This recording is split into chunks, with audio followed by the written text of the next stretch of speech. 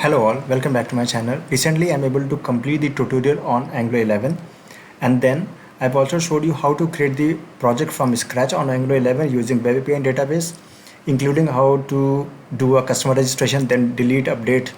So I will paste the link in the description box. You can check out that tutorial.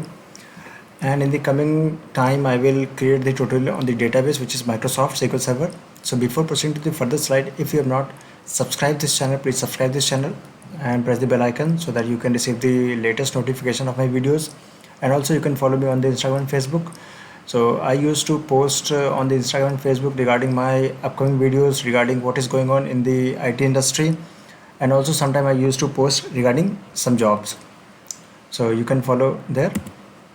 So let's see what are the topics that I'm going to cover. So these are the very important topics in the SQL Server. Database, what is database, and then transactional, store procedure, function, views, mathematical, performance improvement. This is a very important topic. Backup and restore the database, and then dynamic query, subquery, group by.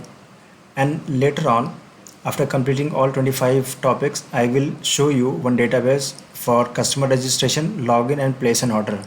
So for 3 modules I will create the tables, so you can see how many tables required for these modules and how each tables are independent on each other, in which way they are independent on each other, right? So I'm sure after watching all 25 plus 1 this video, you will able to create an database independent for your project, whether it is a small base project, mid-level, or large project. So don't worry about the SQL Server tutorials. I will make an understand from very scratch to the expert level. So thank you for watching this tutorial, and if you have any question regarding my previous tutorial or something, I mean the current tutorial, you can post the question in the comment section. I will be very happy to answer. And last, if you have not subscribed the channel, please subscribe the channel and press the bell icon. Thank you so much.